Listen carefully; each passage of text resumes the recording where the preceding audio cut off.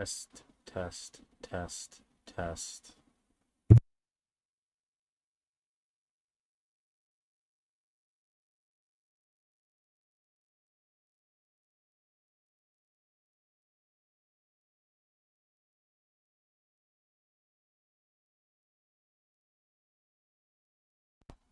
Test.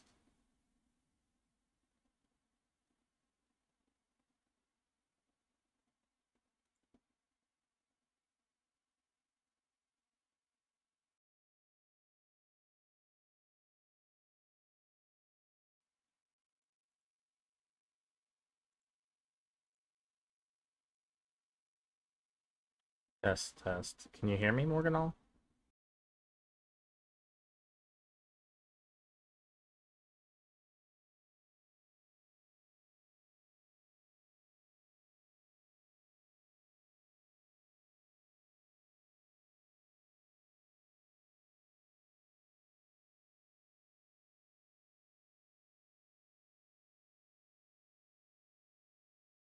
Cool.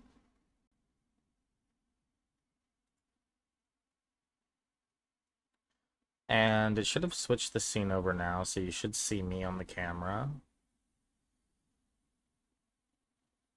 Now it's quiet, you say. Hmm. Testing, testing.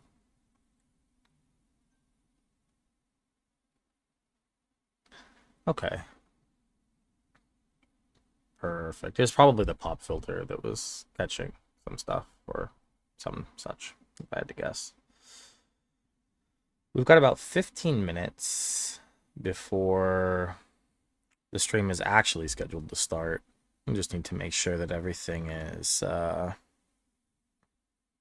copacetic beforehand. Oh, Decros.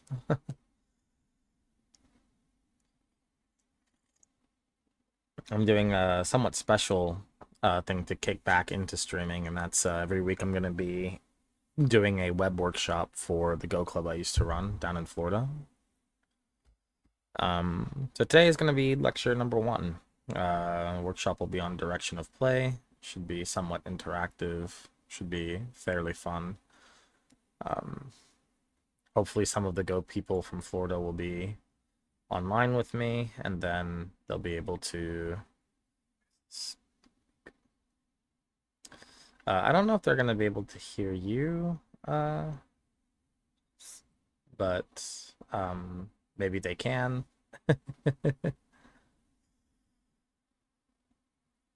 Review a lot of pro games, Morganall.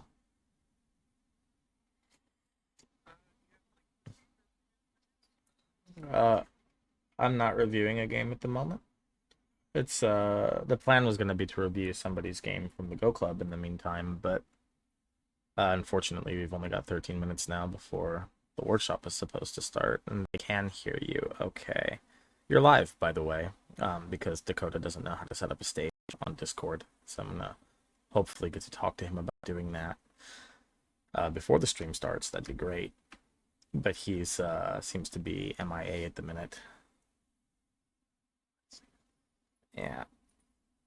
Just keep in mind you are live. They can hear you on Twitch.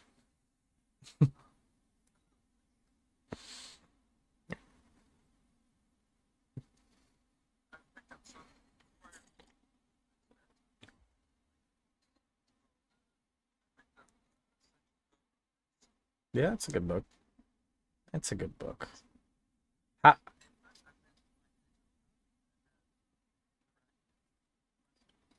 Ooh, that's interesting. The digital copy, you said. Is it on Smart though? Oh, that's cool. That's pretty cool.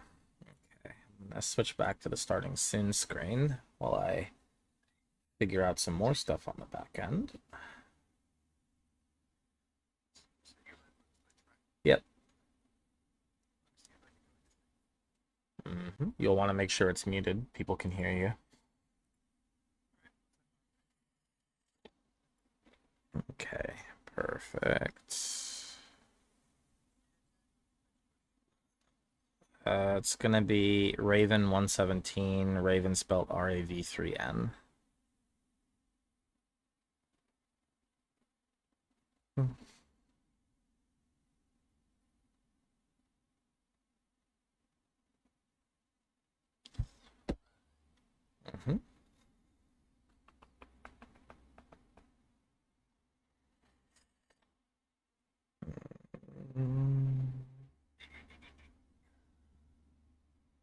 Cool. And it looks like Twitch just caught up on the stream and to the stream starting soon window.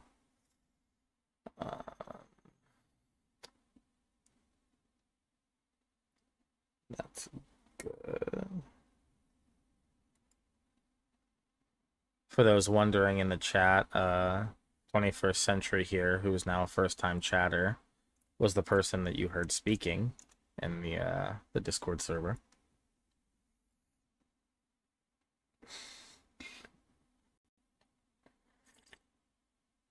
Mm.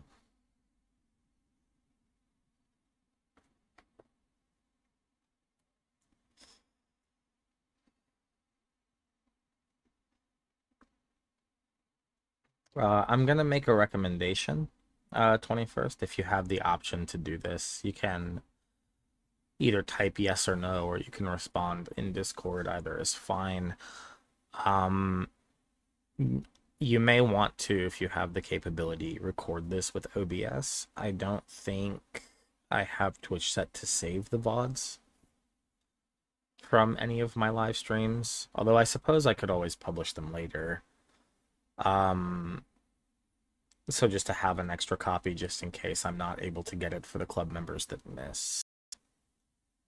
And if not, that's fine. I'll make Dakota do it as soon as we find Dakota. Hmm.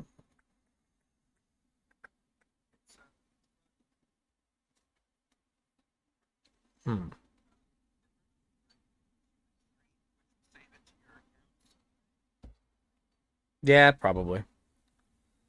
Do I remember how to get it? No, but I'm sure I can figure it out.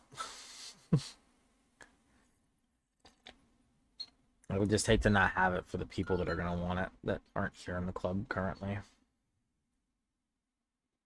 Oh,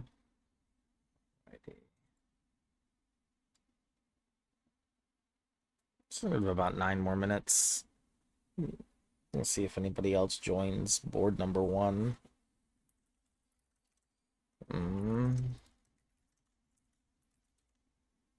I don't have the ability to add everyone ping. Dakota has disabled that permission. Wow. Annoying.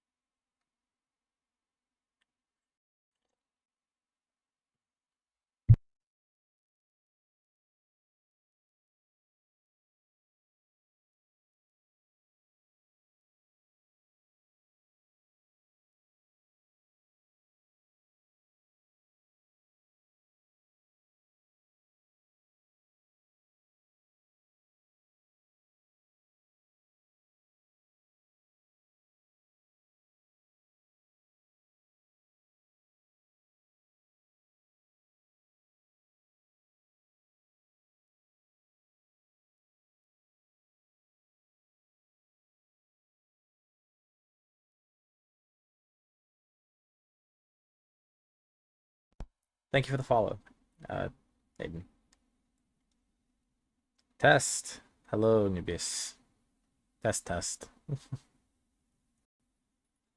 We're about 7 minutes ahead of schedule currently.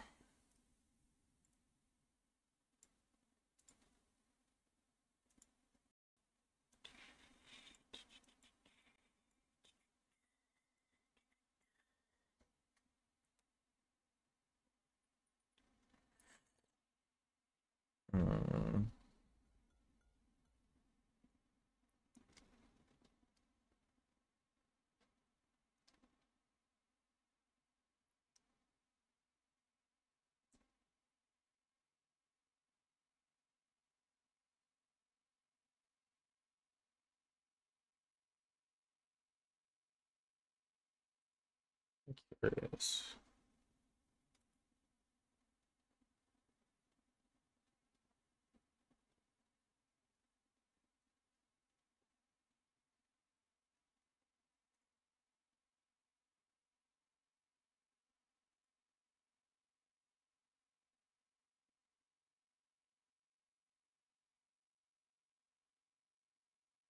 I can create a forum, but I cannot create a stage in this one.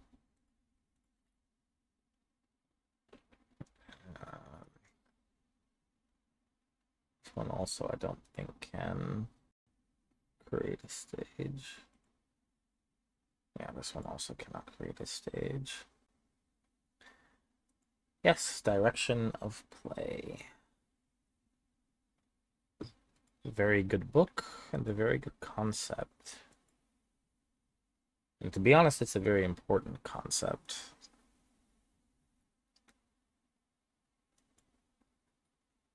That is what we will cover today. Sort of from the building blocks of directional play, the small up to the big. And I've got about 1 hour to do it.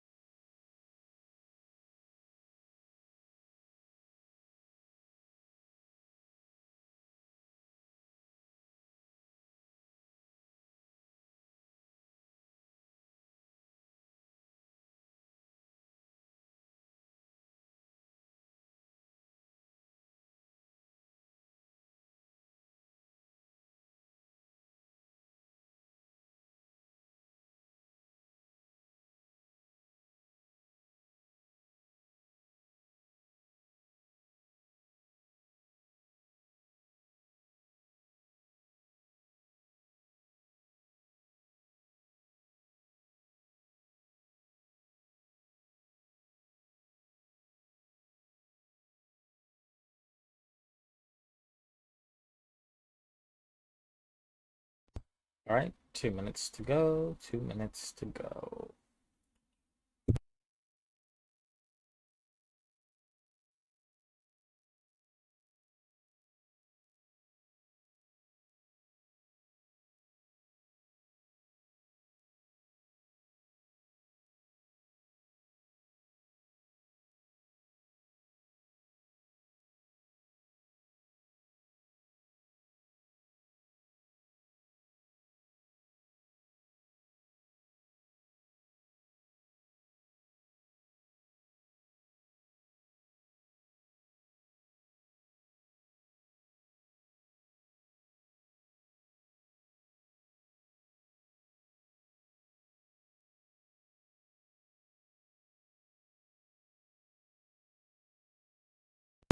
I don't know if I have a favorite joke, Morgan. My brand of comedy tends to be improvisation comedy. So rather than like memorize a bunch of cheesy dad jokes, I just kind of say whatever's funny on the spot. Just right now, I'm trying to troubleshoot some stuff on the back end real quick before I get started. So I'm a little bit focused on that more so than the crowd. Forgive me.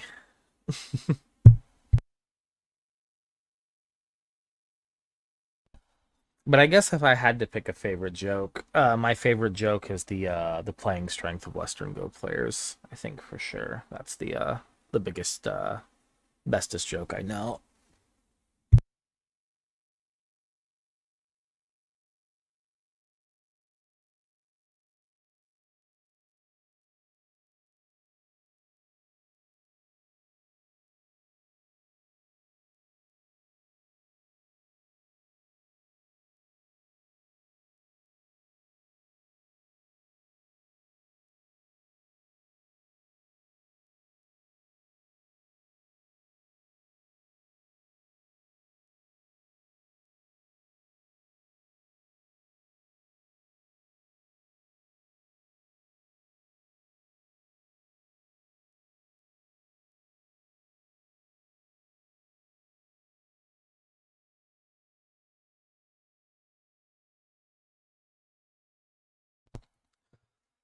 The playing strength of Western Go players.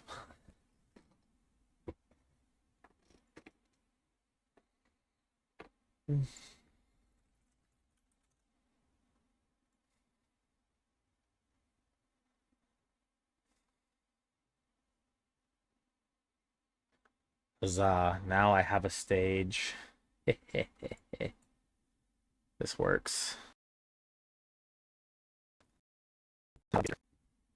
I've been invited as a stage operator, but I have not been made a speaker. Mm.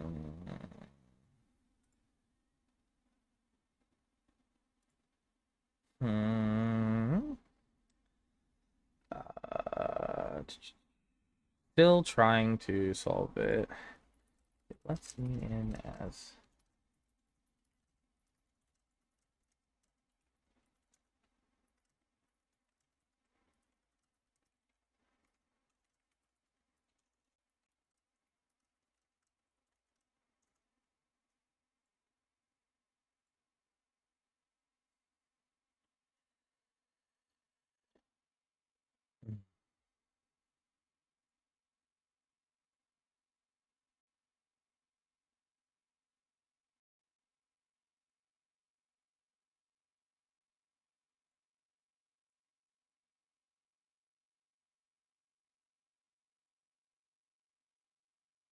oh, cool. That works. I'm to get started soon. There's a chat inside the workshops page here on space here on Discord that you guys can use, or if you're in Twitch, you can write in the Twitch chat. Or if you want to speak out loud, you can raise your hand in here to speak. All three of those are going to be fine. What I would recommend first and foremost is everybody test the raise to hand to speak function. So if somebody in audience here can raise their hand for me, that way I can accept their invitation to speak. I saw Dakota was raising his hand, but he doesn't seem to be doing that now. Okay, I see the hand raise. Now I have to figure out how to actually accept it. Three in audience speakers. One doesn't give me the option to accept your thingy. Hold on. Let me maximize. Just some last minute troubleshooting here. um,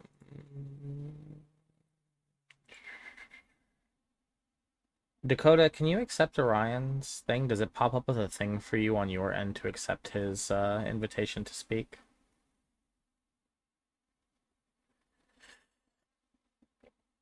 By any chance? Because I'm not getting the option to do it, which is Likely due to the fact that I'm not an admin on the server, if I had to guess. Um, but I could be wrong.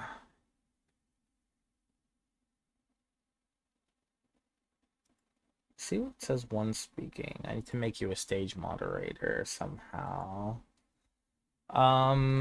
Yeah, it's probably just like the stage itself probably just needs to have me in like one of the roles that I have probably has to be a role that has permissions for this specific type of channel. The easiest way to do it is to just give me a one-off custom role, make it an admin temporarily, and then that should do it. And then just remove the role from me at the end, and we can talk about like how to finalize the role. That would be the fastest workaround.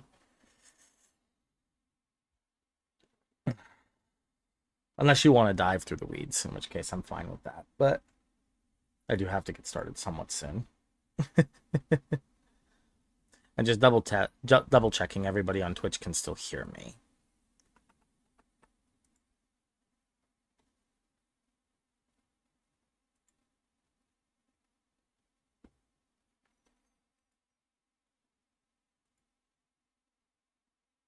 I'll just wait for someone's response in Twitch chat. Thank you, Morganol.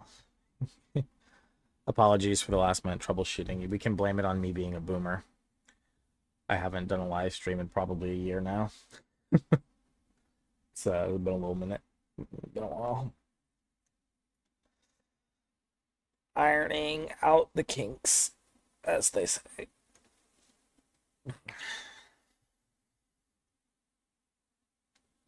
So once we get this stage manager thing. Oh, I saw the hand. Show requests. There we go. All right, I'm gonna invite Orion up here to speak. Orion, you have accepted. Please say something to the crowd, your wonderful audience. Okay, we've got the Jacksonville Go Club guy here. They just ran a tournament. I heard it was quite successful. Congratulations. Did they get there on time?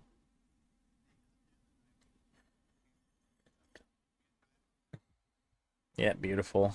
They're in clock, so I'm sorry about that. But you know, hey, they belong to the Orlando club, so technically Dakota and Go Orlando and Orlando should have those clocks now. But I'm glad that they came in. Cool. I'm glad that they were able to get to the right place. Now, those of you in Twitch chat, you guys can hear Orion all right?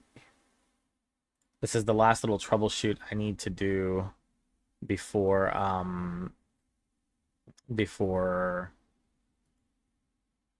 we can begin.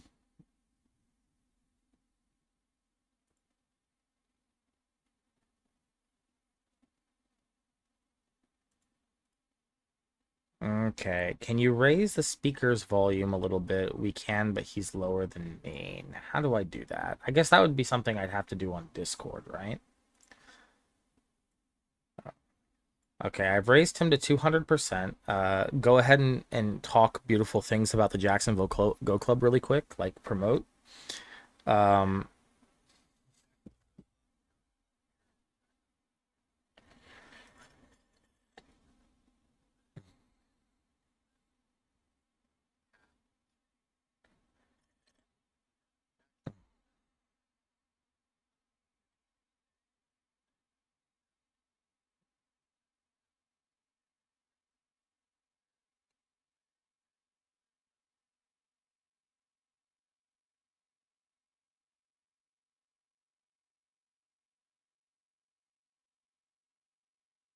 mm, cool, cool.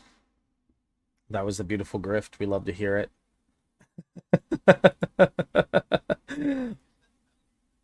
Yeah. Welcome down. Welcome down. All right. So is everybody in the audience of the workshop on Discord? There should be a chat. You guys can open up chat if you'd like. I'll write test in there. What I want everybody to do is join this link. This is gonna be an interactive workshop link, basically. This is a demo board that anybody who has access to it on the browser has control of it. So I want everybody to go ahead and place one stone on the board, so that we can sort of calibrate, make sure that everything is working as intended.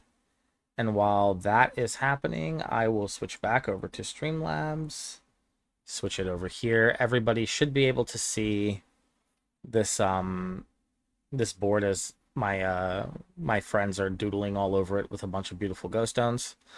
Um, thank you for the follow, Joey. So this is basically if anybody has a question, we want the link to. The only thing I'm hesitant about giving the link out to Twitch chat in general is I don't need somebody hijacking the workshop, since it is for the Go Club. So I don't know if I'm gonna be disseminating the link to Twitch directly, but when Scoops is okay, my camera's lagging. It's okay. We can just hide the camera. Nobody needs to see my face. If they recognize my voice, I'll just be like, "Yeah, I'm the Go Magic guy." That'll work. Uh, okay, so we can stop doodling on the board now. Everybody's had their fun. This is just to make sure that it's working for everybody and there's not going to be any issues.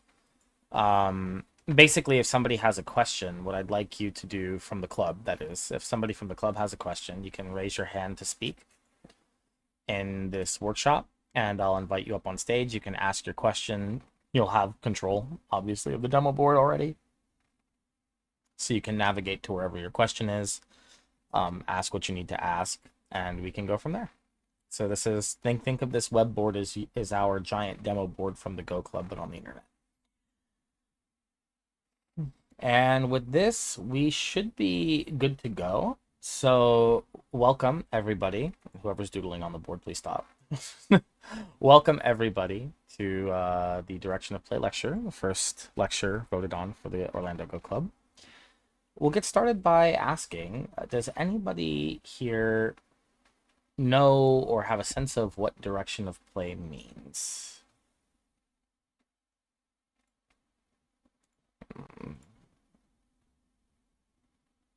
Okay, we've got two hands raised. I'll invite both, get them up to speak. This will be a good pilot test. Mm-hmm.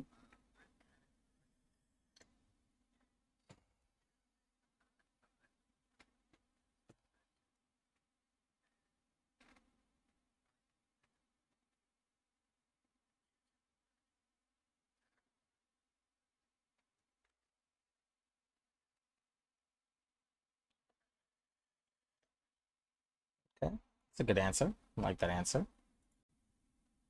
And 21st had a request to speak earlier, but I guess they revoked it. Oh, it's back. Okay, we'll accept them. Boom.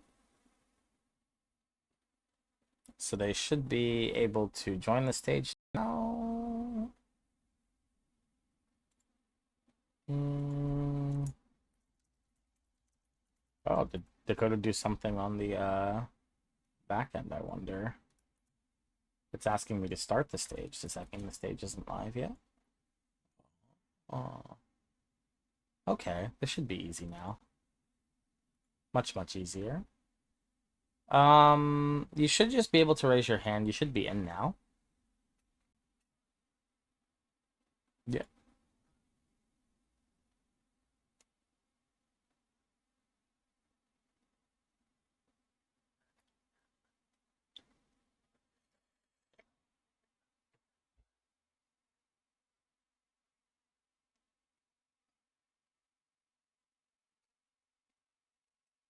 You could have the board opened on your phone if you want, Discord open on the computer, one way or the other. If you have two monitors, that's the easiest way. You have one tab open up on one monitor, one tab open up on the other, or you can split half and half. Um, you also sound like you're drowning in the ocean.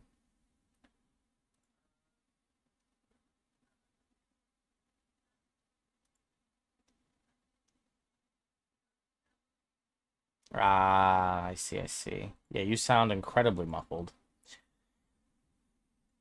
But okay, take a stab at it. What do you think of when you hear direction of play? Mm,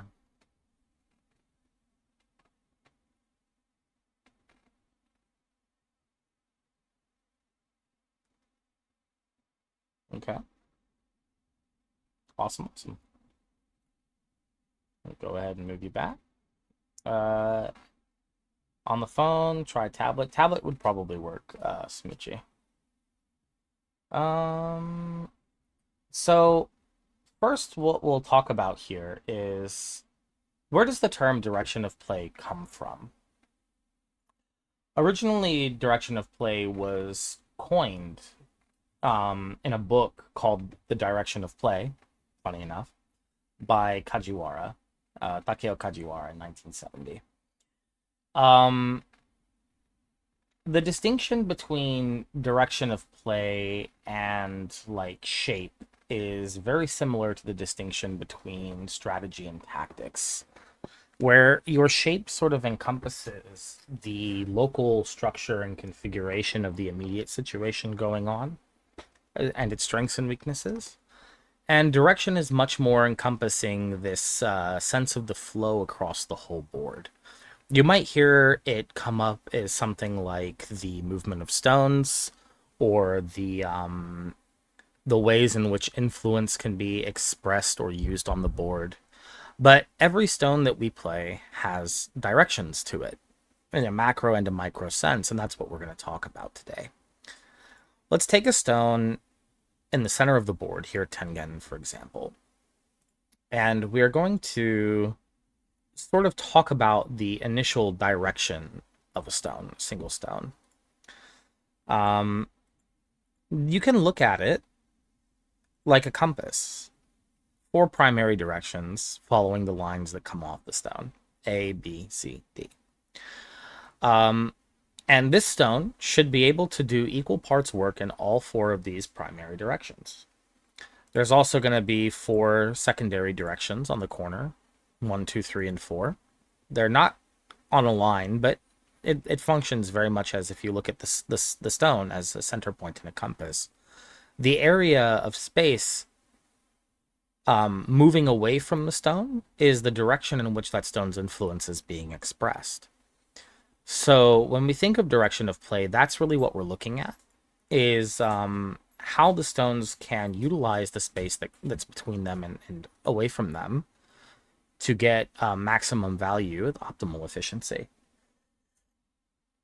Now, we can think of, if assuming nobody has any questions here, we can sort of dive right in to see some basic examples of direction of play in both the micro and the macro sense. There are a couple of concepts that we do want to keep in mind when we think about direction of play. And these concepts are going to be things like um, Hengma. Has anybody heard of Hengma, for example?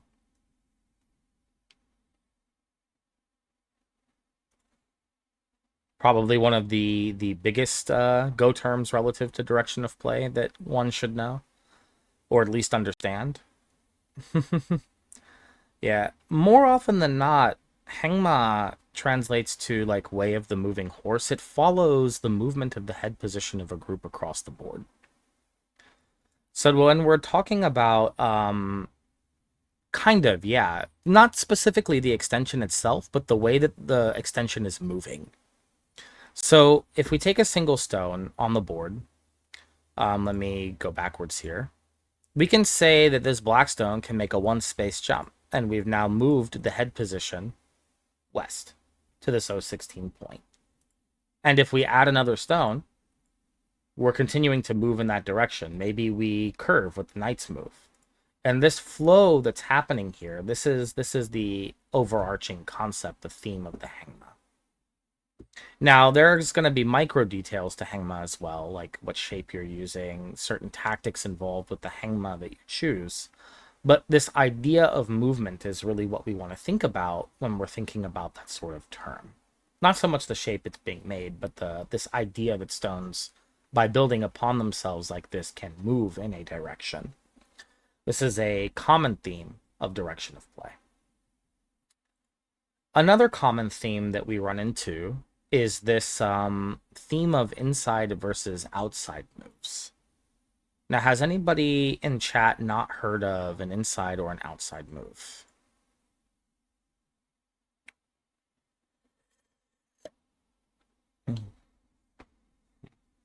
Feng Shui.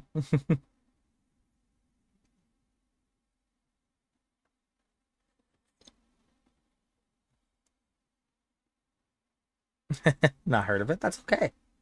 That's perfectly okay. Also, for those that are watching in Twitch chat exclusively, please feel free to answer in Twitch chat too. I have both chats open, so I can monitor both if there's any questions. So inside versus outside moves are relative to a thing called a sector line. To sort of define it, I'll show you what a sector line means really quick.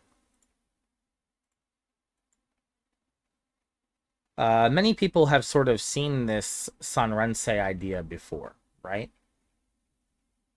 Sometimes white might play here, black might go here, and we might get a position where, let's say, white invades, right? In this situation, a sector line refers to the border between two light-colored stones, where the potential for a framework can be. So everything marked here is basically a sector line. And what we want to look at when it comes to direction of play is, are we on the inside or the edge-facing side, or are we on the outside, the center-facing side of this line? Generally speaking, with sector lines, we want to be outside of them. Go is the surrounding game, and one of the things that we do not want to be is surrounded by the enemy, specifically in Sente. If white, for example, failed to add a move here, black's next move would surround and tighten the net of the sector line. Before, the net was this wide. Now, the net is this wide. You can see it's a much tighter space. Right, Smoochie? So this concept of sector line is sort of where we derive this inside-outside idea. This white group is on the edge side of the sector line. In Go, with direction of play, we like to try to be on the outside of the sector line as much as possible. For example, let's say we have a position like this in the corner, where white has approached the black A stone with a move at B. When black doesn't answer, it's very common for white to surround the stone. How many of you guys have seen a position like this and thought about playing a move like this to live in the corner before?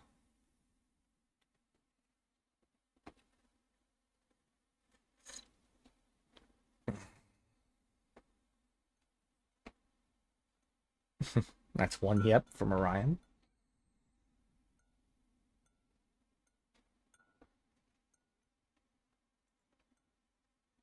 One yep from Joey. Right, it's a very common thing that we see. Now, the question I would ask you, with what we've just talked about, would we consider this move to be an inside move or an outside move?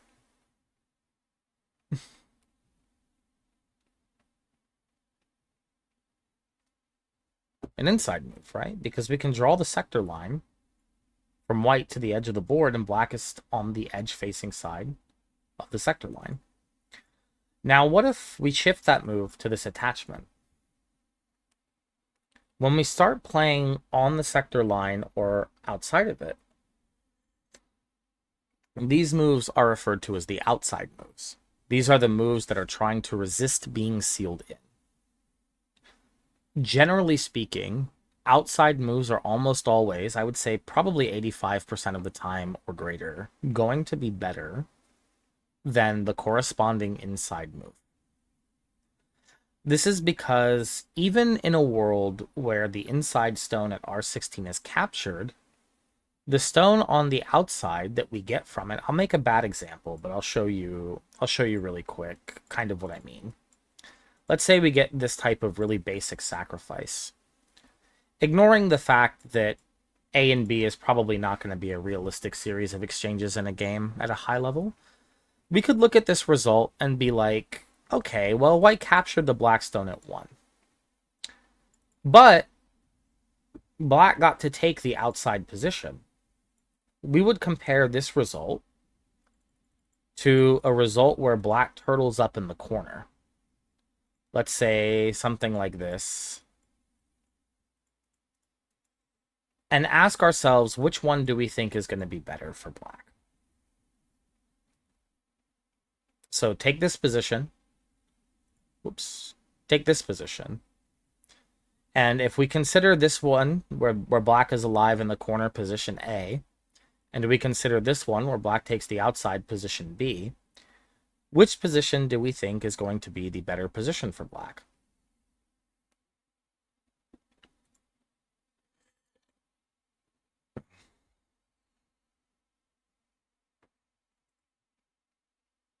Okay, we have questionable B.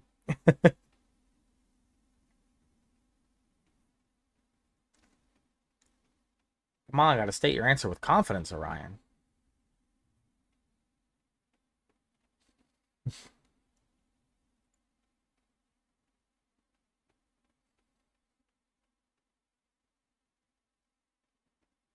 Okay, 1 vote from Decross on Twitch saying the outside one. Yeah, Mr. 13 Scoops of Ice Cream says being completely sealed in the corner is basically always terrible. Yes. So you kind of hit the nail on the head, Orion. And so the reason is Go is not a game that is played in a vacuum, right?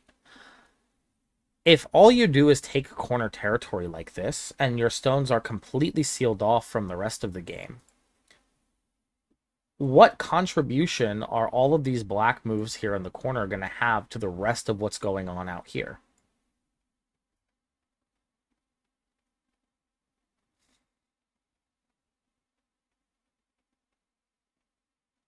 None, right? So it's kind of like a done and finished thing.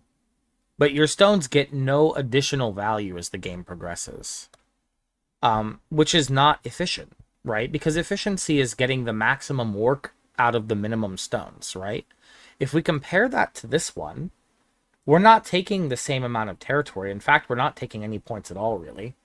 This shape is not really territorially better than a living group. However, even though it's not technically better on points, what we do get with this outside group at B is we get the potential for 10 to 15 points on the top. Plus, we get the value of 2 stones on the outside that have open directions towards the center of the board. Right? When we talked about the individual direction of a stone, when we look at it like a compass, we say, okay, this stone can do work in every major direction it's not impeded in, right? Well, if we look at this black stone in the center, the only directions it can't do work in are east and southeast, northeast and north. So this half of the stone, or like sort of this angle of the stone here, can't really get a lot of work done, but this much of this stone is still active on the rest of the board, contributing to something. Okay, we've got 1 invitation to speak. I'll bring you up. And you are muted, by the way, so make sure you unmute before you speak.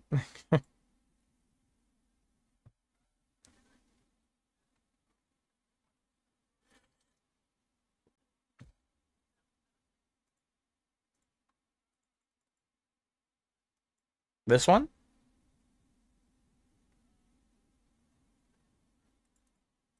This one? Oh, we'll get to this one. We'll get to this one.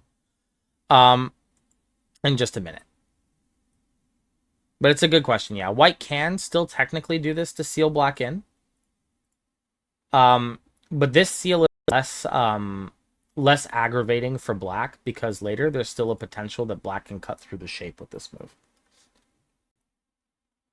So the presence of a weakness in white's position makes this less painful and somewhat more acceptable for black. But very good point.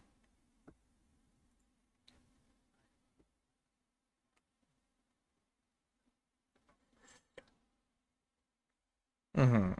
Yeah, that variation, the easiest way that you can think about that one is if they block your access to the center, you can just live. Even if they continue to seal you, you're already alive, you can just play away. Then later, your job becomes how do I exploit the cutting weakness of this knight's move? If you can make it, exploiting the weakness from the outside, that's a good direction. We'll talk about that in just a minute, actually. But very good question. Yep. I'll move that back. Hopefully that's clear for everybody on Twitch that may have had a similar question. But yeah, this outside direction is better because Black's fourth line stones can still do a lot of work on the rest of the board. They still influence all of this open space. Whereas the inside corner didn't have a chance to get any extra value out of it, this position here, because all the black stones have been smothered on the outside by white pieces. There's no additional influence that they can express on the board. And so this is a sort of micro idea of this direction of play, this inside versus outside thing. Another concept in direction of play that we very often see is this idea of feinting. Has anybody here heard of a feint and go?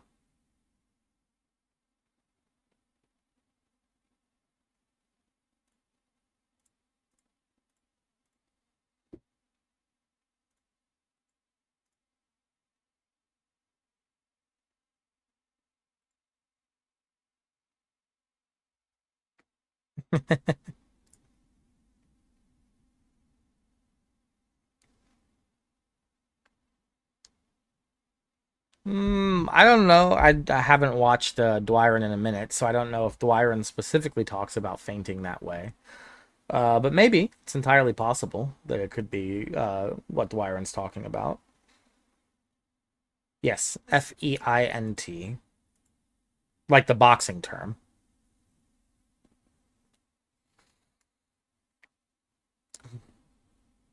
And actually, a feint and go is referring to a very similar sort of thing. But it's also sort of utilizing this idea of direction of play. The proverb it tends to come up with is like feint east to go west, or lean on one to punch the other is another way that I've heard it expressed. So here, for example, white has made an invasion in black's topside area. And there's a lot of ways that black can think about answering. There's many different directions. Black can kick in the corner. Black can play a counterpincer, something like this. Black could also ignore it. But there's a fourth direction here that black has available to him that sort of utilizes the whole board concept of direction of play. That's this idea of feinting, and this also comes in as a direction of play concept worth sort of being aware of.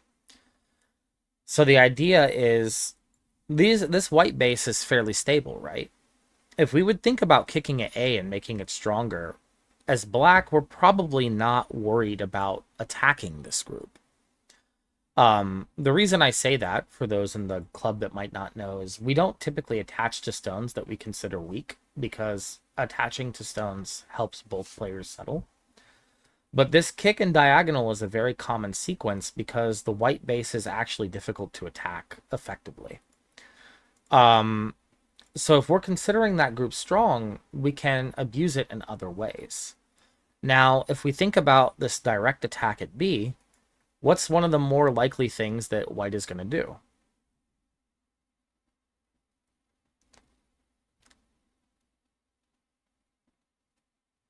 Right, white's going to go to the middle. And when white goes to the middle, what happened to these two black stones?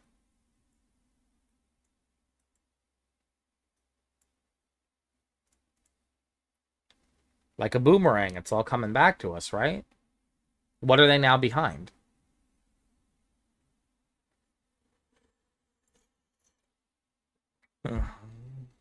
They are behind enemy lines. They're on the inside direction of the white sector line.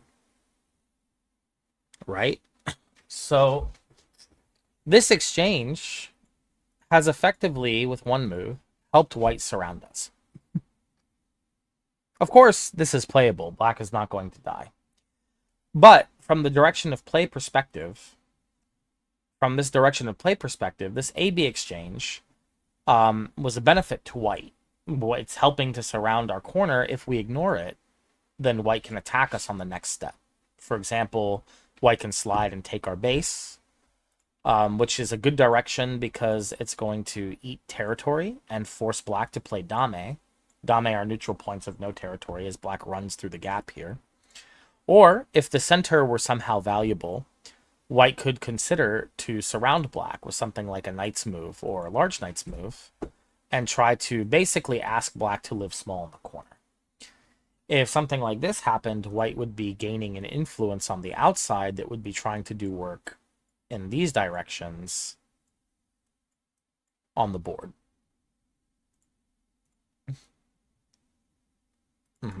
Right, exactly. So what is something black can do then if black understands that that would be the eventual future, but black still wants to play B without as much of that downside? Any ideas?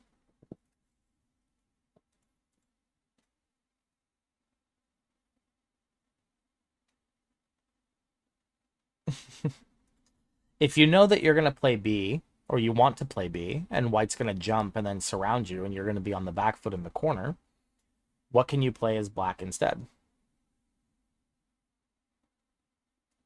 That isn't A.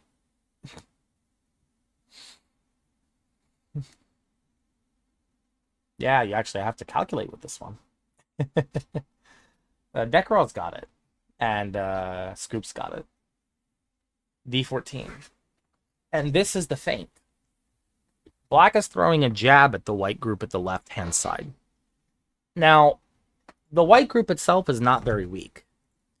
But if white ignores it, that stone is going to be very close to dead.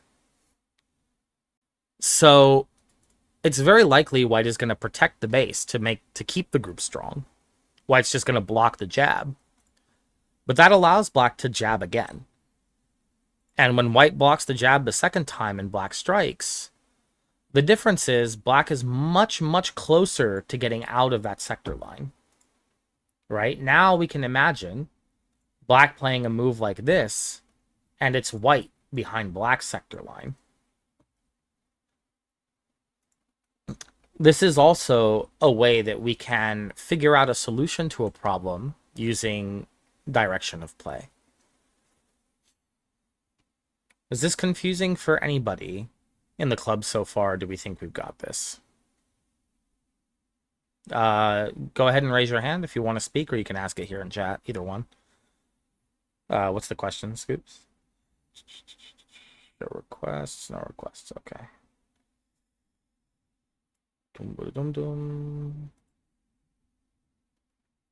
Oh yeah, you can just invite yourself. That's right. I forgot. That works. If you're on the triple co board, you can actually go there yourself too. Yeah.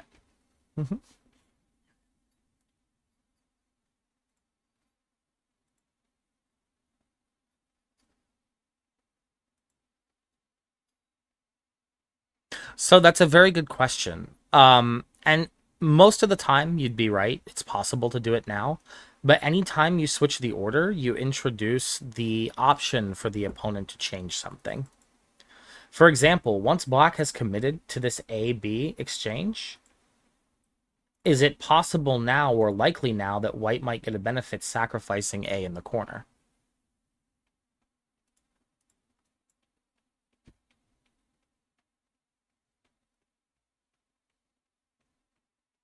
So this is the thing that you would have to think about, Scoops, if you were going to do it in this move order. One of the other topics, for those that don't know, watching this on Twitch, was Tewari.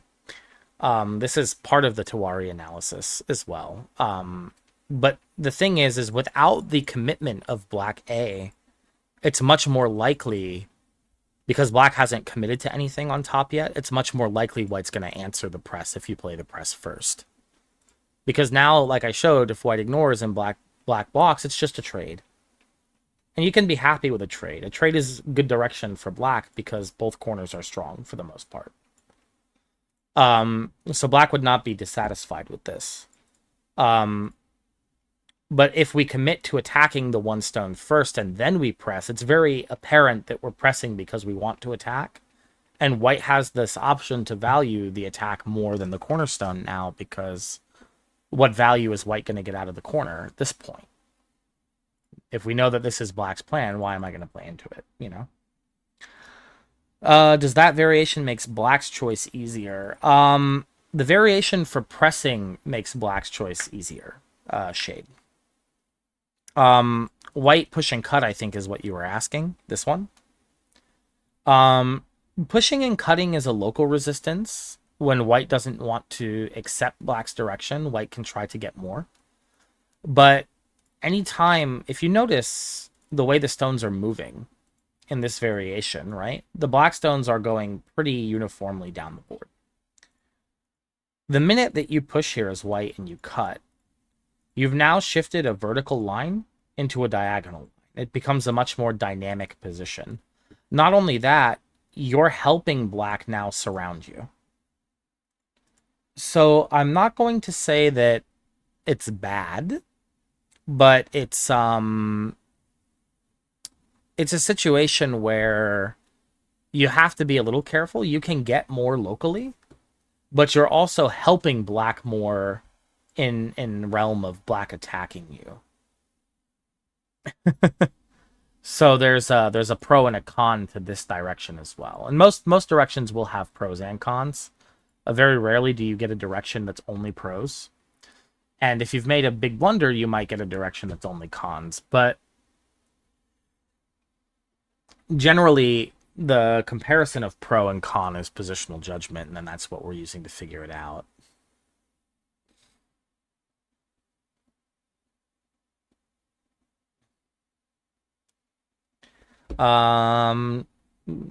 You meant after the one space jump. So you're talking about like this one, push and cut.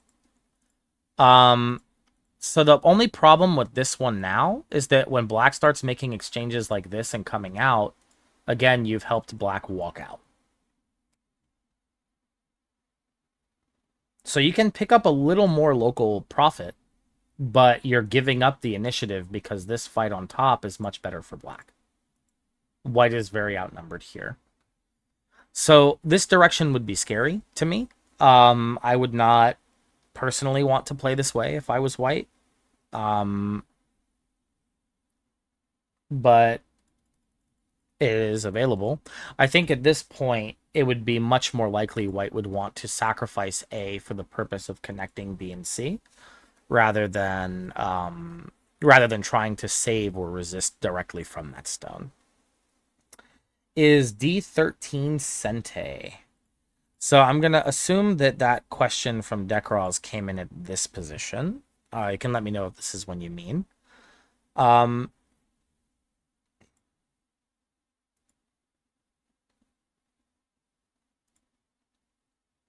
If this one is the timing of D13 that you're asking about, it might not necessarily be Sente, but there is the risk that black is going to be able to push and cut and drive the two stones in the corner. This one, the question of whether or not it's going to be Sente is more of a positional judgment ask, because you have to evaluate the value of the Ponuki in the base versus the black corner that you're sacrificing for it more often than not. On some boards, the answer will be yes, it's Sente. On other boards, the answer will be no. General consensus is that locally allowing this cut is better for black.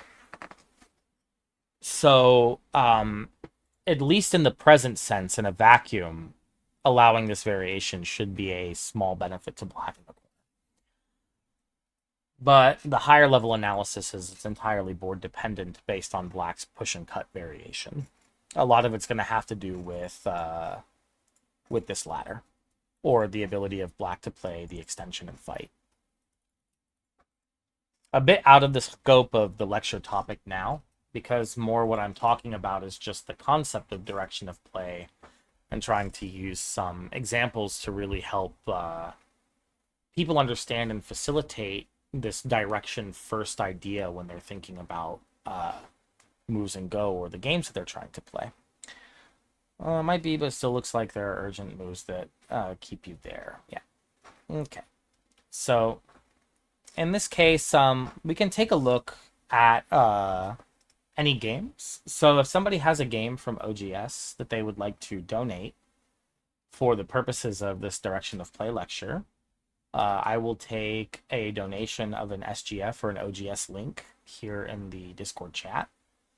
Because I can actually just upload the link directly to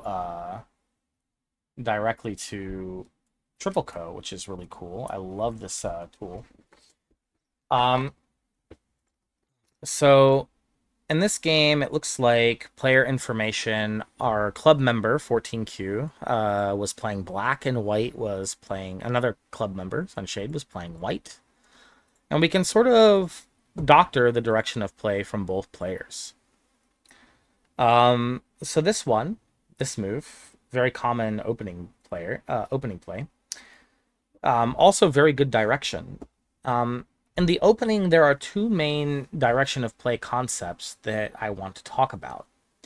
Has anybody from the club heard of the two terms Kyuba and Oba?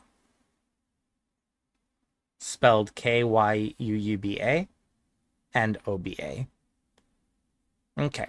So Kyuba refers to a move that expands one player's influence or territory while simultaneously reducing the opponent's area of influence or territory. You can think of the Cuba move as the move that occupies the middle space between two opposing colors. An Oba is a big move that's relative to one side. So on this board, we have direction A, we have direction B, for example, as ways that this corner can sort of expand, right? And expanding to A would be the one that influences the relationship with an enemy stone. The A side would be the Cuba side. The B side would be the Oba side. Generally speaking, when it comes to direction of play, Cuba, especially in the opening, but in general, more often than not, Cuba is going to be much more urgent. Yeah, every concept does have a name. Cuba is usually much more urgent in the opening than Oba. So as far as opening direction of play is concerned, we typically want to emphasize the areas that are contested between stones before emphasizing areas that are emphasized by only one color. Yep, and that's also true. Width of space is also a concept in direction of play. You want to expand your stones on the widest side of the board, and so you want to move them in that direction. So this move is a very good move for following good direction on the board. White played very aggressively. This could still be any pro game. And white broke up the left side immediately. And now we sort of have our first direction of play question. As far as the local situation goes, there are three main directional choices. There's direction A, direction B, direction C. Who in the club would like to talk about what they think about direction A?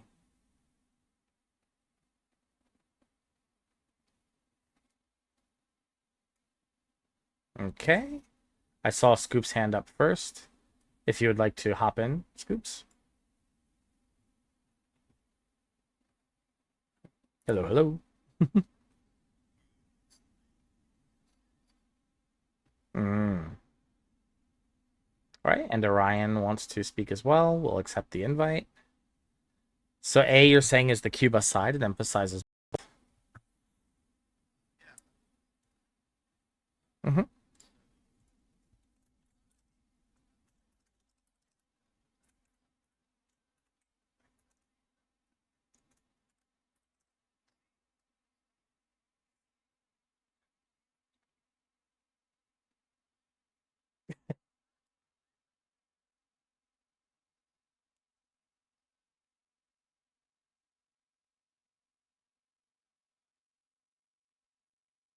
Bingo.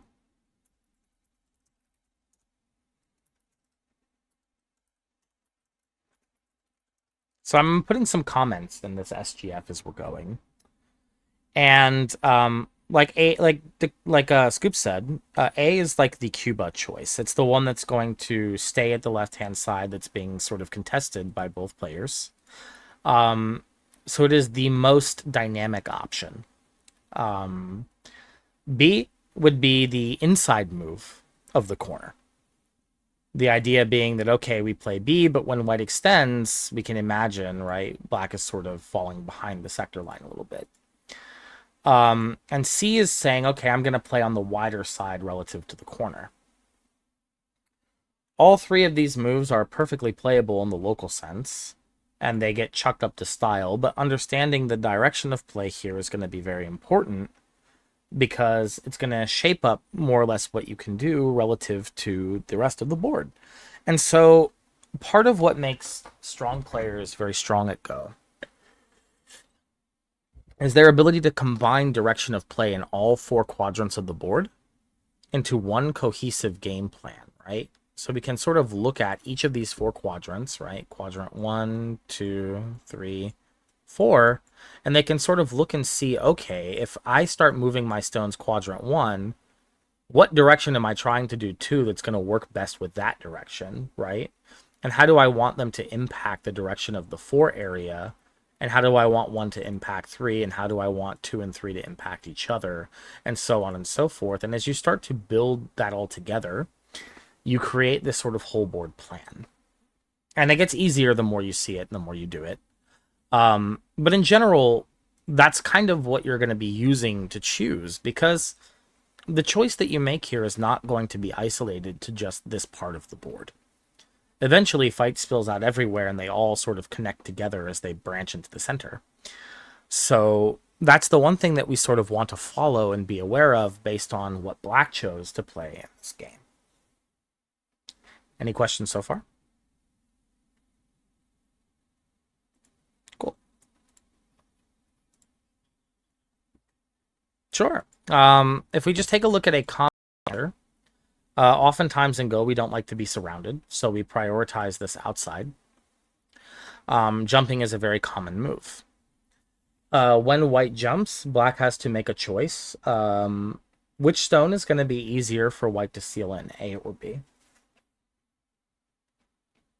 All right, so usually black is going to play from the A stone. This is good direction of play, right? If we simply jump from the B side, then we get to get sealed in. Not very good. We're getting a vote for the wedge. That would be very aggressive. And this would be more akin to a local tactic if it worked. But on this board, what's going to end up happening is white's going to just give an Atari and connect. And then black is going to be left with a broken knight's move and a weird clump of 3 stones that does not have a base or eyes and is 1 move away from being completely surrounded. So this result would be not ideal for black, but very good question. Usually we need a lot of surrounding support if we want to play a wedge that threatens to cut apart the enemy. In a very even fight, where it's the same number of stones on both sides, wedging usually does not produce a better than even result. It's almost always going to be even or worse. So normally when you've got this situation where your opponent has elevated and they're threatening to surround both sides, you have to think about which side is going to be the easier side to surround. Thank you for the follow. First time chat. Hello, Jizo. So you have to think about which one's going to be easier for white to surround. And right now, white's got the easier surround against the corner versus the side. And we can sort of see that because for white, it's 1 move to completely surround the corner. Whereas for the left side, it's at least 2 moves to surround the corner because we have to block access to the center as well as block access to the south, right? So in this case, because it's less steps for the corner, black is usually going to respond from the corner side. This is the good direction. And then we'll notice that black is also starting to recreate his own sector line here that white is just on the cusp of. White usually wants to get out. This is an exchange white can make to break the sector line. And then normally white's going to escape towards the center. Hello, Yang. Glad you could join us. And so this type of direction sort of follows the natural flow of the stones, right? We can just see that even though it's Joseki pattern, it's nothing complicated. Both players are threatening to surround the enemy while avoiding being surrounded themselves. Being mindful of one's own shape is probably critical, but does black end up losing c13? That's entirely dependent on black. So my counter question to you would be, is saving c13 on this board worth it? Is it good direction? So I want you to spend a minute or two, Orion, and think about it. Everybody else in the club can too. Do we think that black is going to get the most benefit pushing against this white shoulder hit and living? Or do we think black is going to get more benefit giving the stone away and trying to take Sente elsewhere?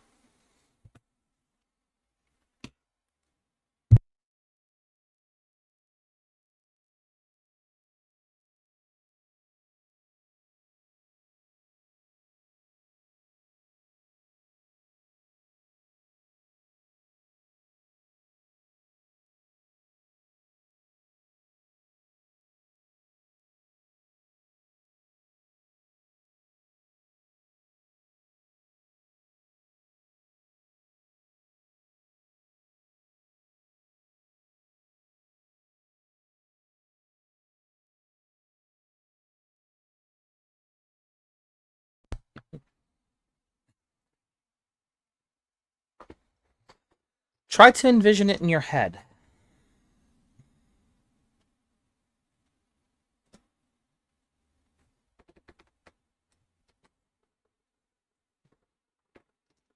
Okay. Ankev makes some very good points. The right side and the bottom side are still wide open. You have two really big directions in the opening left to play. Another thing to think about is every time we add a stone to an area, we are reducing the available space that can be claimed in that area more and more. If we look at the initial position all the way back to here, this is how much space black can threaten to claim, right? If we jump forward a little bit, this is how much space black can threaten to claim.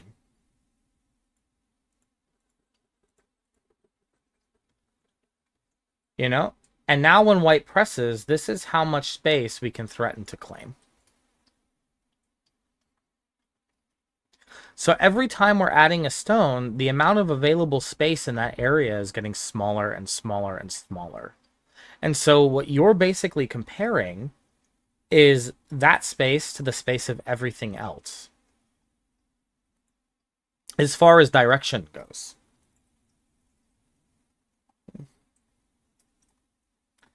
Okay, from the Twitch side of things, we have Morganall saying, or Board Troll saying, difficult decision because perhaps you want to keep white unsettled. We'll talk about that. White is strong, stone is weak, c16 is mandatory. Okay, he's saying defend the corner. Jizo, the thing I would say is that the bottom right corner is still open, so there is something to be said about making shapes there and seeing if it becomes profitable to save the stone later. Morganall says saving the stone is desirable but unnecessary, and that the C13 stone is something you can use as an Aji stone later, I would think. Scoop says he prioritizes, he very much appreciates your comment, Troll, because he likes to keep his opponents unsettled, much to his detriment. It's a tough decision sometimes to make this judgment, but here's the baseline thing that we want to think about. When black pushes against white, what's going to happen to the white group in the center?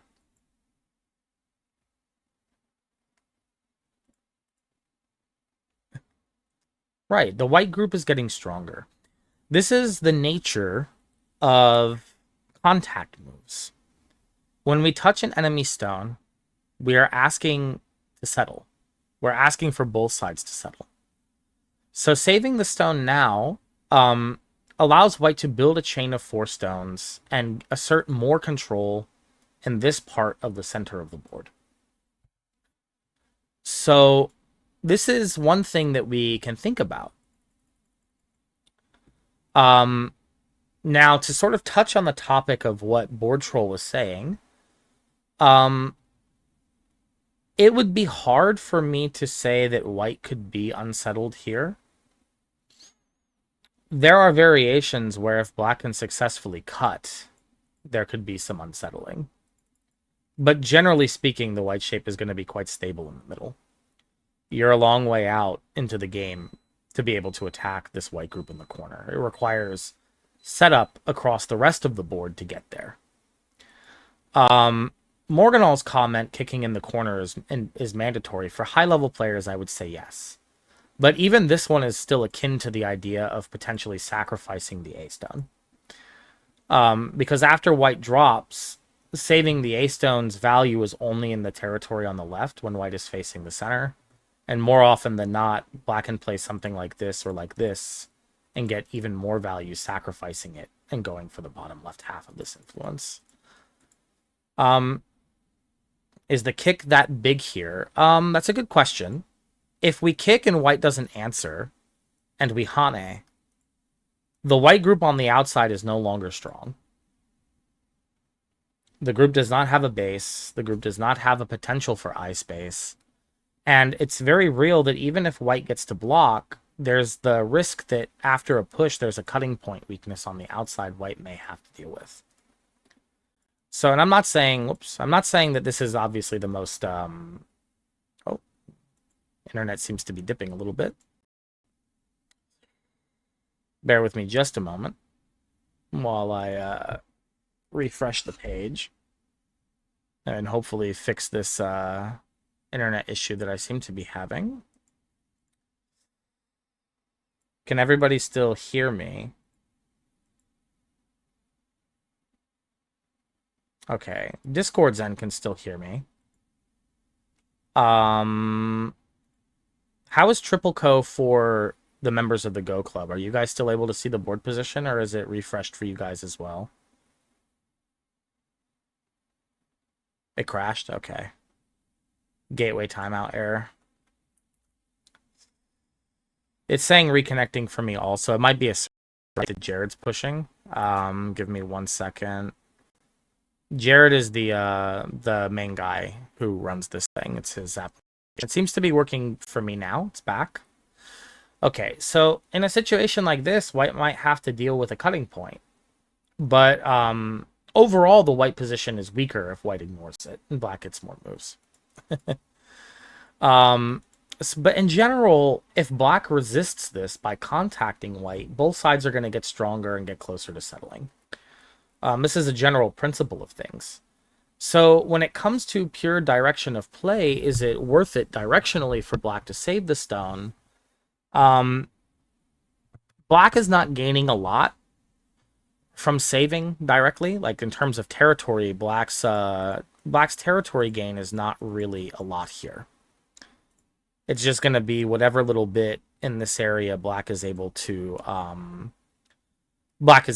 secure. More so the value is in whether or not white can use the influence.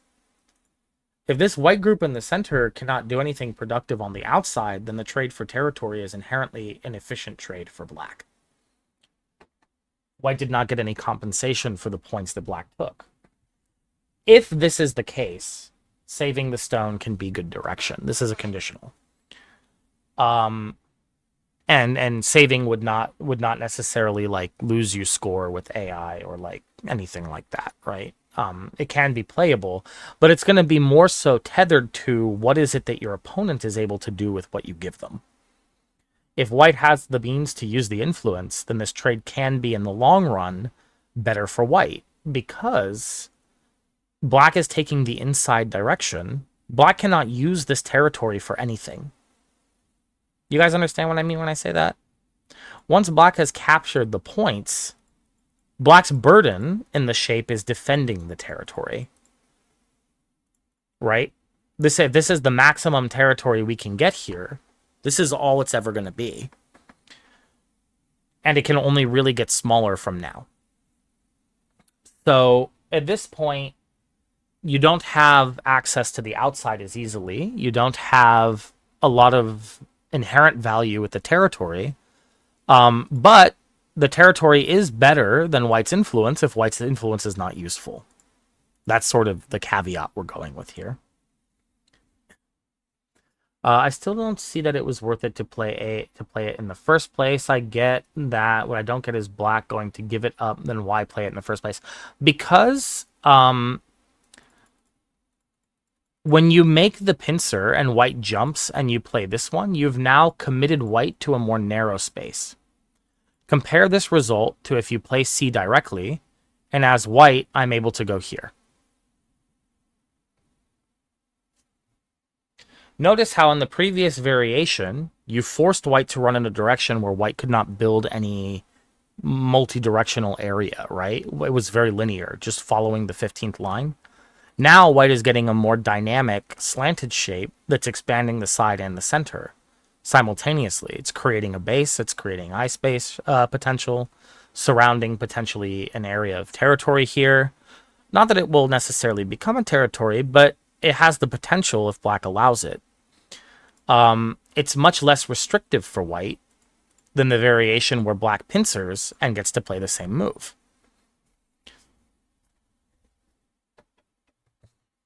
Thank you for coming back to this question. I feel like we were getting further and further away from this move without understanding why it was right. Well, I can't say that the pincer is right. More so that it's about understanding what the direction means. Because all three answers are technically correct. You can play any single one of those moves, and they're going to be fine. I could not tell you which one is objectively the best answer. I would say default to Katago, and Katago is probably going to tell you to invade the Sansan or something. You know, as far as A, B, and C goes, locally, all three of these moves are playable. What I'm more interested in is in you understanding what the idea is behind each direction. Right? So A is sort of prioritizing this Cuba idea. It's controlling this box space more, and it's forcing White into a more narrow variation compared to playing the wider side directly. Right? C is perfectly playable. The benefit of C is that if White defends, Black gets Sente again. Black got to play... Black says, my priority is playing in the widest space and taking fast moves. Speed. Right? A good direction follow-up to this idea for Black, for example, might be approaching. Or it might be splitting White with the double approach, which is now a Cuba because we're attacking the corner. Right? Different idea on the whole board between this pincer and this knight's move directly. Is that clear? Just kind of make sure that everybody's sort of on board with this. Okay, good. Yeah, E16 is also more playable, albeit similar direction to C. Similar idea to C, just less fast. It's more about the local oomph of the follow-up. Like if White Tanukis, we can punch harder. Is what that means. Usually when we play farther away, the punch that we give is a little more gentle. Because the shape is thinner, if we try to punch too hard, then our opponent might find some creative resistance by utilizing our shape, right? But the benefit of the diagonal is that the diagonal is a very thick move. It can't be cut. And so it's very good when we can put pressure in both areas. So which one you choose is a preference, but since it's a direction of play lecture, I care more about people understanding the direction more so than the local nuances between each move. The B direction is the most restrictive direction for Black. This is almost what I would call anti-direction of play. If you're not a player that's good at creating whole board synergy or using your stones very well together, this is the move for you. Because this one's whole idea is just being locally solid and then playing in the next big place. For example, you might say, okay, if white settles, I'm just going to take a Shamari. And if white attacks my stone, okay, I might just Tanuki and settle. Right? Something like this. And it's like everything that you're doing is more about getting the best local result you can find and hoping that the individual local good results you get are enough in the end game more often than not. It is a way that you can play. There are some professionals that are very, very strong at playing to optimize local results. Um, but it's especially useful for queue players that do not have a developed whole board sense of the game yet. It's easier to play than A or C on average. Um, so sometimes kick at C16, is it okay to over concentrate the opponent? Yes, if like let's say at some point, let's say we played C and white played here. Oftentimes you'll see the kick as a follow-up because if white extends, we can squeeze the base. This is a sort of common textbook shape that we would see. If white plays too close to his own stones, we can sort of get to this over-concentrated base via transposition using the kick. Which is also why usually we see the 3-space jump against the knight's move rather than the 2-space extension, barring certain examples in professional play where the professional has some preparation in Fuseki where the 2-space jump is necessary. I'm going to avoid that topic for now, just because it's way too much of a rabbit hole for the time I have. So as far as like general direction of play goes, I'm just going to avoid that. But in general, that's sort of the main idea of these 3 directions. In the game, black chose the anti-direction, and then white made a 2-space base.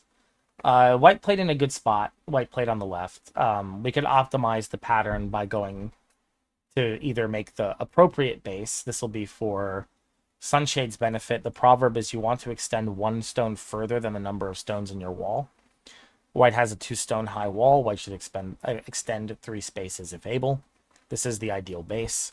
Because if black jumps in, you can connect either above or below. Black cannot prevent your connection to your stones. If you go too far, 4-space, for example, then the relationship can be broken. Even if we try to cross-cut, there's the potential for black to Atari through and connect. So we want to go 1 space further than number of stones in the wall, but directionally, white's head was in the game in the right spot. And then black played the double pincer, which is a good direction of play as well. Similar width to the right side, but also a Cuba and following up black's initial approach move. I like it. And white chooses to play counter pincer from the left-hand side. What do we think from the lens of direction of play?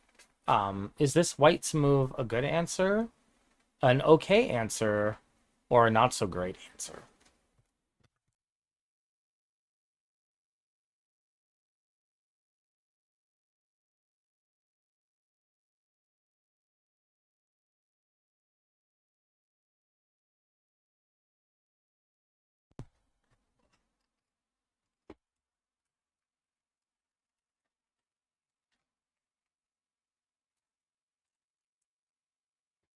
Okay. We've got a few votes for not so great. We've got 1 vote for maybe okay.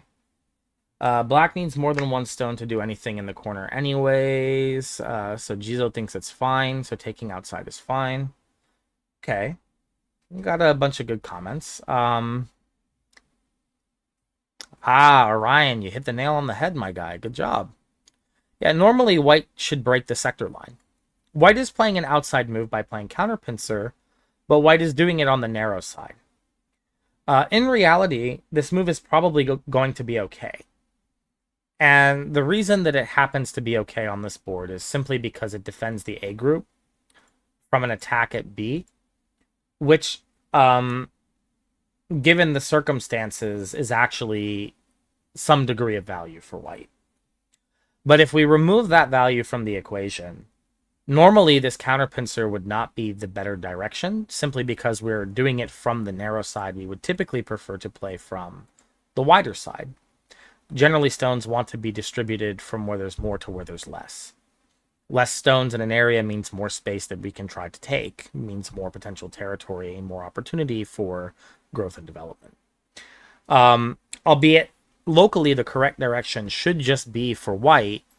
Pick whichever stone white thinks is the stronger one, attach on it, and get the stones out from behind the sector line. Or if you can't determine which one of the two stones is the weaker one you'd like to attack, ask your opponent by separating them with a strong diagonal move.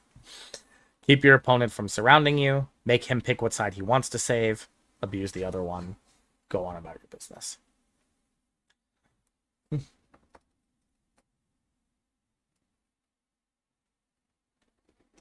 Any questions on this one so far? All right. So, when white doesn't break out of the sector line, what should black do? What is the correct direction?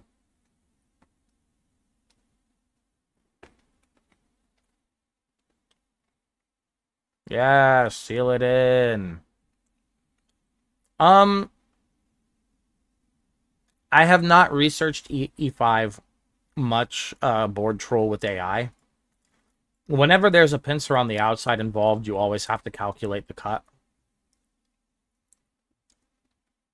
Because there is a chance that with the cut, there could be some dodges. But usually when the cut is playable, black will start by attaching on the outside first for strength. This is that feinting idea where we're sort of feinting against A to come back and strike at B. We can imagine like this to fix the cut ahead of time. A very common exchange. But right, E5 becomes the correct direction. And you guys can navigate the opening a lot of the time this way.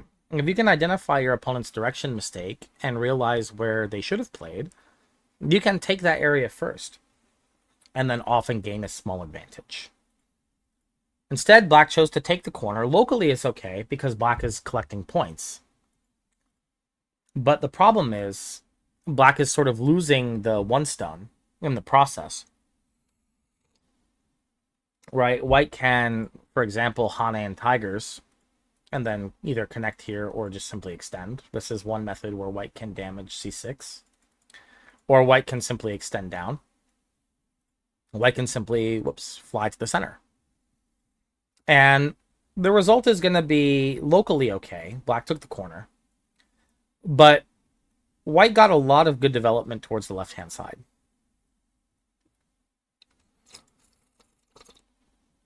F2 is a bit small. Normally, when the side of the board is open, we would play G3. A better direction to just gain strength towards the bottom this way. But it's more like arguing semantic on Joseki, because even after F2, white's probably not going to play J3 anyway. So it's both moves are going to have a similar effect towards the bottom side. F2 might be worth a few less points, but I'm not going to harp on it. I would say probably better for black would be to push up because we have the pressure of the inside stone.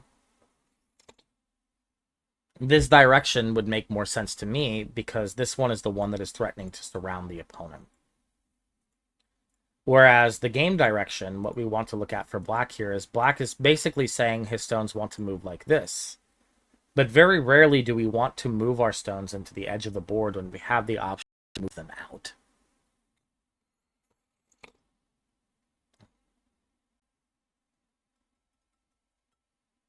Mm-hmm. Yeah. Hopefully that makes sense to the people in the Go Club as well.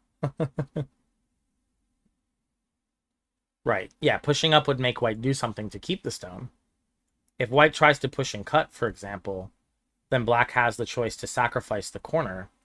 But it's a difficult sacrifice because white does not like being stuck in a shape like this where white has to deal with having a corner group that's completely surrounded. right? We talked at the beginning of this direction of play lecture that this kind of being fully surrounded in the corner thing is almost never ideal.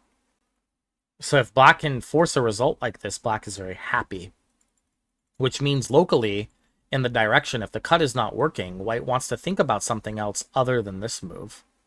White would typically want to think about either just answering or some other alternative method of resisting the black push if possible. Now, there's Joseki for every move here. There's patterns that you'll see in pro games where pros have Haned, where they've jumped, where they've Haned, where they've pushed. And it's all sort of context dependent. You have to sort of look at what's going on the rest of the board and sort of get an idea of what you think is going to be the next big place next. What's going to be the important direction after this area gets settled? What are the stones trying to do? Yeah.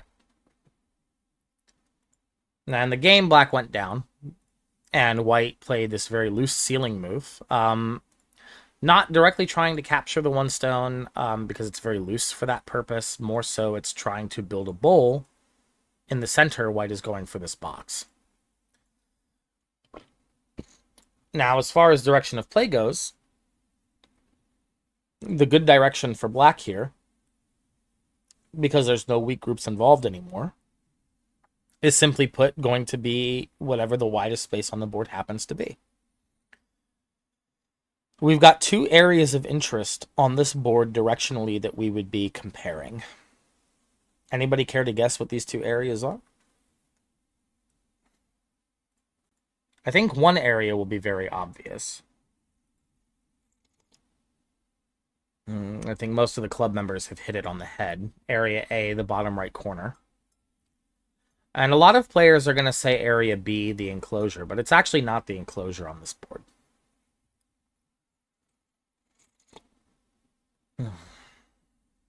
There's a more interesting direction than B that black can aim for. Okay, something Orion says somewhere near, I'll mark this with triangle, somewhere near L16. Okay.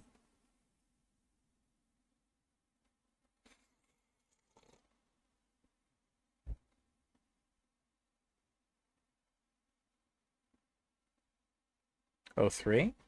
Okay, I'll mark O3. Does anybody see any Cuba-esque directions on this board that emphasize big, wide open areas? I'm going to teach you guys to see diagonals if it kills me.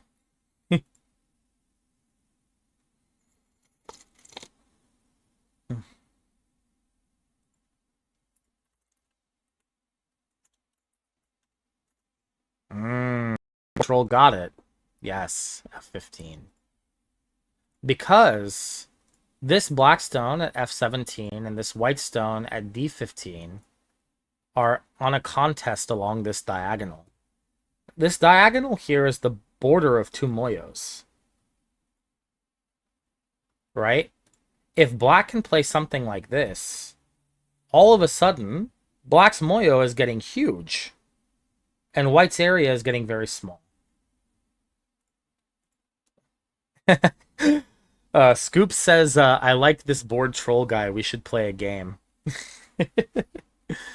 But meanwhile, if let's say we played B, right? And white gets to play like peep and then jump, all of a sudden white is getting to build that box white wanted to build in the center while forcing black to stay very flat. So to sort of double back to Jizo's question, Cuba is a direction of play opening concept. There's two terms, Cuba, spelled Kyuuba, and Oba, spelled Oba. And Cuba refers to an area of mutual benefit, basically. Somewhere where whoever plays first gets to expand their influence or territory while reducing the opponent's. And Oba is a big place. It's like, okay, I play here, I expand my area, but it doesn't really have any impact on the opponent's area at all. So a good example of this would be A and C on this board would be Cuba type moves, because both A and C are expanding black's area of influence while reducing white's potential area of influence. And B would be an Oba, because although B encloses the corner and it's very big on its own, corner enclosures are always valuable. You can almost always play them. It doesn't actually impact any of the white positions at all. There's also Cuba, the island nation. Yes, which they actually have surprisingly strong Go players. I think their strongest player is like 3 or 4 down now. Mm.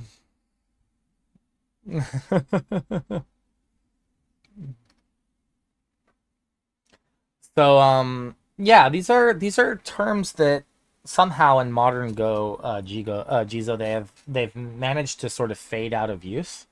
But if you find like any Japanese Go literature from 70s to the 90s or early 2000s, um you'll still encounter these concepts in like beginner book for opening direction. Um because they're just important concepts for helping people understand expanding and reducing of space, which is one of the core concepts of direction of play. Right? Because ultimately we want to move our stones from where there's more to where there's less and where they can surround more empty area. That's the whole key of direction of play, is following the flow of the stones that do that, from the micro to the macro. I'm only going to go a little bit further here, just because we're coming up close to an hour and a half already, and I don't want this workshop to go on for 100 million years. Maybe I'll secure a 2 block hour of time for the next one. And I might do a part 2 of this lecture with some more in detail diagrams if the Go Club would like that. It doesn't matter. My opponent always ends up eating my stones like soba noodles. Well, it sounds like your diet needs more life and death fiber. I would recommend a couple of life and death books for breakfast, lunch, and dinner.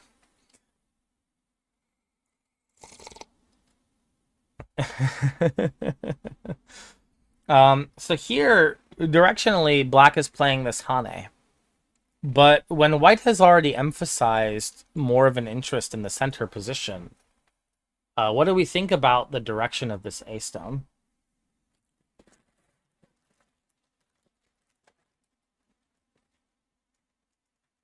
Yeah, it's a bit slow, right?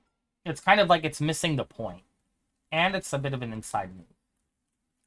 So already, just from these concepts that we're learning from direction of play, we can start to see some of the inefficiencies of the play here. The hope, obviously, with A is that white is going to add these 2 moves to defend it. Um, but these 2 moves do not really contribute much to white, because the white structure is here at the middle. If we don't save that stone and we take the key point, for example, like this, and black saves that stone, black has now spent 2 steps. But white's plan is not to make territory with the 3 stones. And black is also alive in the corner already. So intrinsically, 3 stones don't have many values. Even if black was going to play some sequence like this to capture them, the capture would be tiny compared to what we're paying white at the center to play this way. Let's imagine, for example, a situation like this. Who got the better end of this trade, white or black?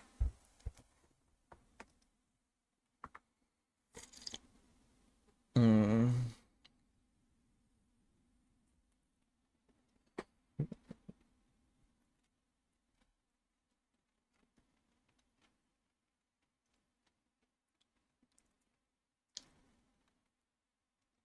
Yeah, 9 Dons on Fox are they're a different breed entirely. I always feel like I'm lucky when I win them. And I don't win them all that often because I don't really play on Fox these days. But I remember the days when 9 Dons on Fox used to be manageable.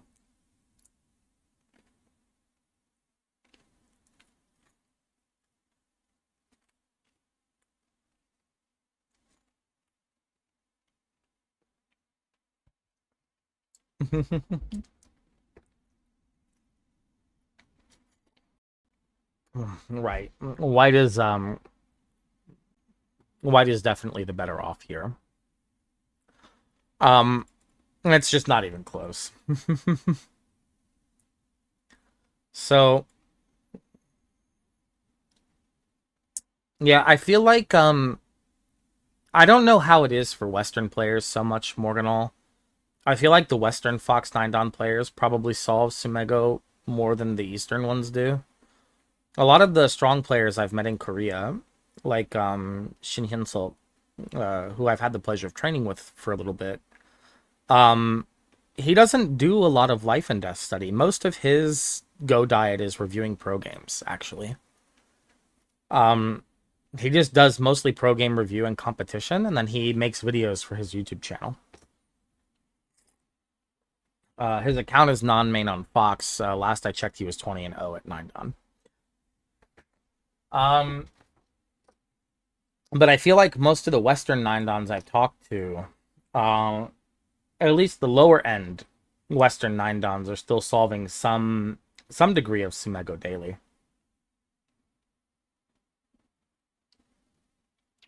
Um, I spelt the name out for you, Necros.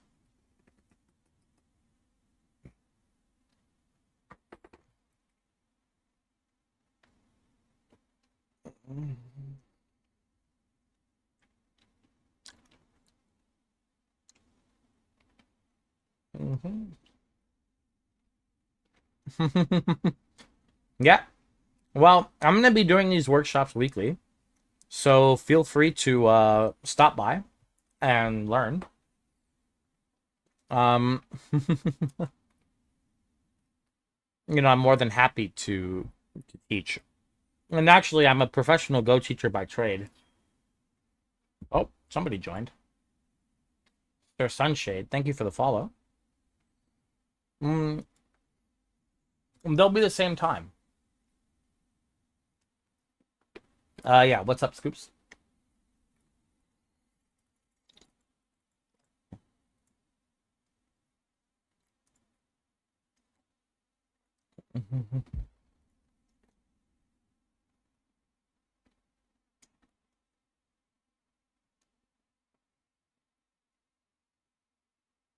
Mm, 3-3 is harder to quantify. Um, 3-3 is definitely Cuba and Spirit because you're gaining territory in White's corner while reducing an area that your opponent had sort of claimed. White doesn't really claim the corner with a 4-4, but White can expand it.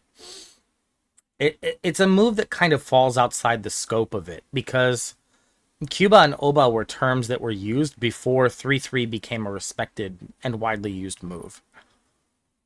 You kind of have to remember the term itself is a bit archaic. It's from a time when Japanese Go emphasized 3-4 points and they didn't really use the Hoshi all that often because um the whole reason that they didn't like the star point during Edo times was because of the 3-3 invasion. It kind of broke a lot of the opening principles of the era. Um I say the spirit of the move is leaning more towards Cuba. Um but really I consider the 3-3 to be more of a Yosemiru move. It's like a probe. At least at the level that you're playing at. Because if you're invading in the Sansan, you're usually trying to stick your opponent on one direction, and you're planning on handling the direction that they choose in some specific way, right? Like we can imagine, okay, White answers by connect or by extend.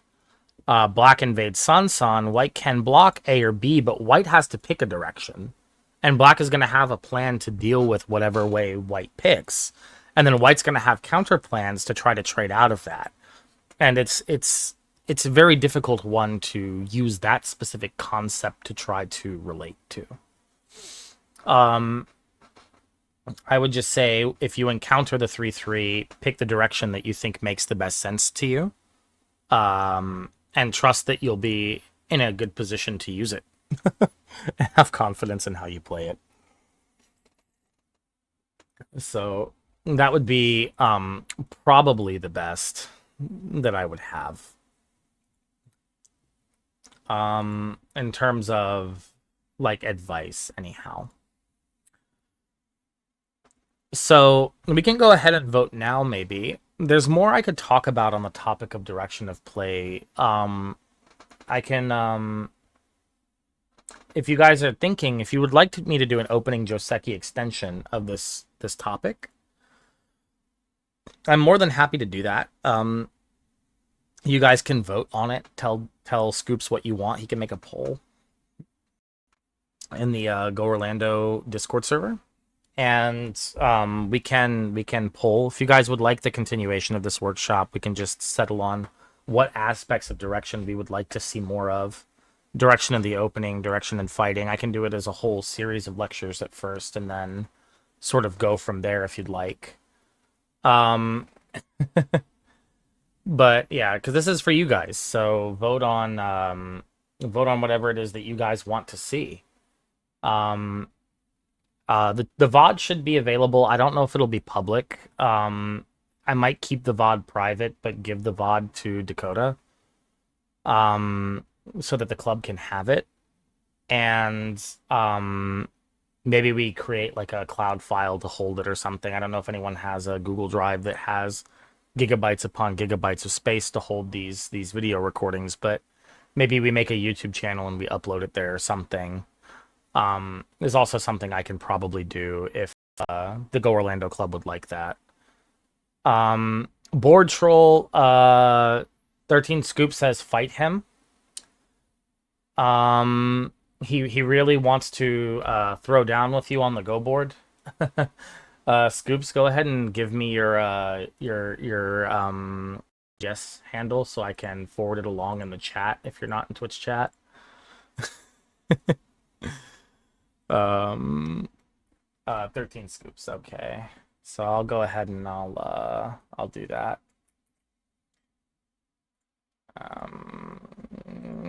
So at board troll, we'll do 13 Scoops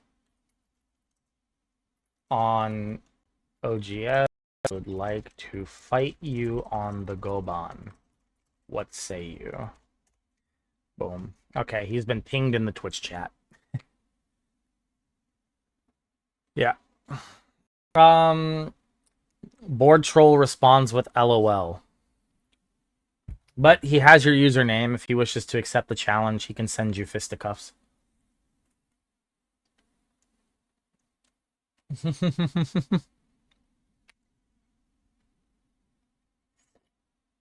Hey man, the choice is yours. I wasn't the one who issued the challenge.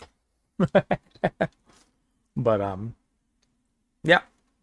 I'll set up a Patreon in the next week as well. If anybody wants to contribute to lectures or have lecture topics of their own covered a different day of the week, I'll make workshops, probably one of my Patreon tiers. I'll price it out accordingly. When I get enough patron donations for a workshop, I can fire another one during the week. I teach Go more or less full time. So, for anyone's looking for a Go teacher, hi. Other than that, yeah, that will conclude today's lecture for the Orlando Go Club on the topic of direction of play. We will go ahead to our Discord server, vote on the continuation topic, and then I will see everybody hopefully back next week, Thursday, same time. All right, everybody on Twitch, thank you so much for joining. I don't know if Bats is still doing things, but if he is, I'm gonna try to raid Bats Go. We'll see what happens. Likely they will be on direction of play also, probably something a little more detailed, like specific type of direction of play, like opening direction of play, Joseki direction of play, maybe fighting direction of play, that kind of thing. It seems like it's a popular enough topic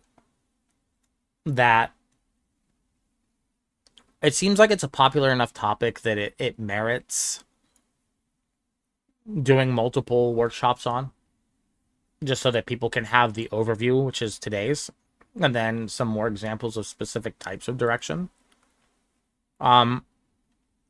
Direction of play and relatively good positional judgment is enough to get anybody to 5-down amateur with very little reading.